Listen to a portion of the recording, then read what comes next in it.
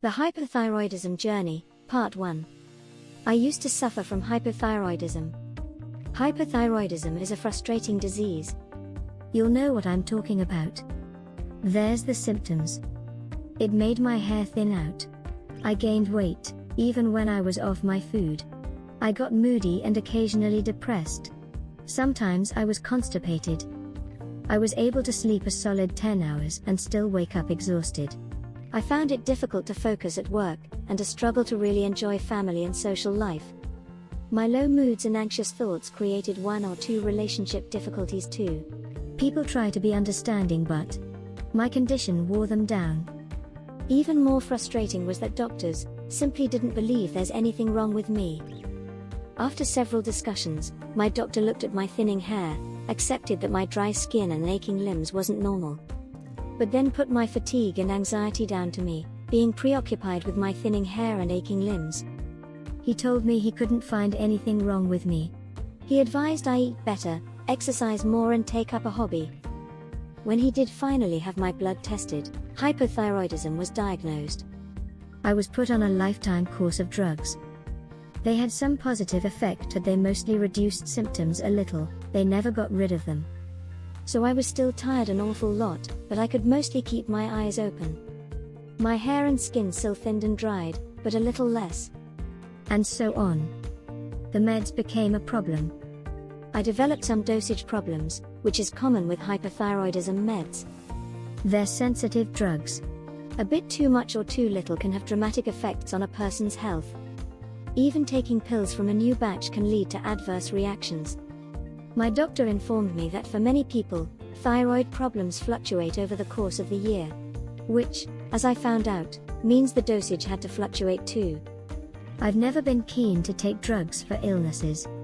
They're toxic, unnatural and, over time, can cause as many problems as they solve. Yet here I was. Stuck, basically. I wasn't getting better. The drug's downsides could hit me between the eyes at any time, but I didn't know what else to do instead. Anyway, that's all done with now. I no longer have the disease. So I can look back on those days and smile. It's all over for me. I'm fully well. I do still recall it all though. And I feel for others who are ill now the way I was then. My recovery is complete. It happened pretty quickly, about 4 weeks, give or take a few days. And that disease ain't coming back either. I'll explain why. Not everyone suffers hypothyroidism for life. About 18 months ago, a lady called Jody Knapp was in front of me in a long line at the supermarket.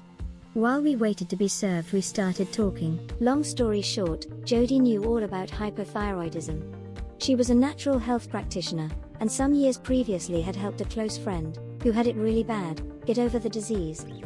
Today, Jody routinely treats hypothyroidism in hundreds of people. She gave me a link to some information about how she approaches the disease, and we chatted some more while we waited. What I eventually learned from Jody about hypothyroidism was jaw-dropping. Because I'm the kind of person who trusts doctors unquestioningly. If a doctor can't beat whatever you're suffering from, then it can't be beaten. Plain and simple. I realize that can sound dumb, but that's how I am. When I was finally free of hypothyroidism, I changed that view. I had to. Because the essence of the problem is this: doctors tend to treat only the symptoms of hypothyroidism. They fully understand that an underactive thyroid isn't producing the hormones the body needs. They of course know that these hormones, known as T3 and T4, regulate our metabolism. Which means they directly affect how fast your heart beats, how deeply you breathe, your body temperature, cholesterol levels, and whether you'll gain weight or lose it. And doctors understand the effects of an underactive thyroid: weight gain, depression, poor skin and hair quality, disrupted menstrual cycles in women, aching joints, ongoing tiredness and so on. And so they tackle the hormones problem, insufficient T3 and T4, with artificial hormones, and then, perhaps, tinker with the other effects, tiredness, low moods and so on. But they leave underlying causes completely untouched. They say, for example, that hypothyroidism is caused by lack of iodine. But they don't explain why there's a lack of iodine. Some doctors recognize, correctly, that our immune system is running riot and causing our thyroid problem. But then fail to ask, why is the immune system running out of control? What's the cause?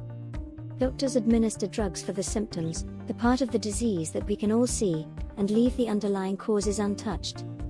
What Jody told me was very, very powerful. She said the primary cause of hypothyroidism was inflammation in the body. Scientists are already closely studying inflammation, because it is implicated in many, many diseases. So if we tackle the inflammation, we've put paid to the hypothyroidism. Stay tuned for the hypothyroidism journey, part 2.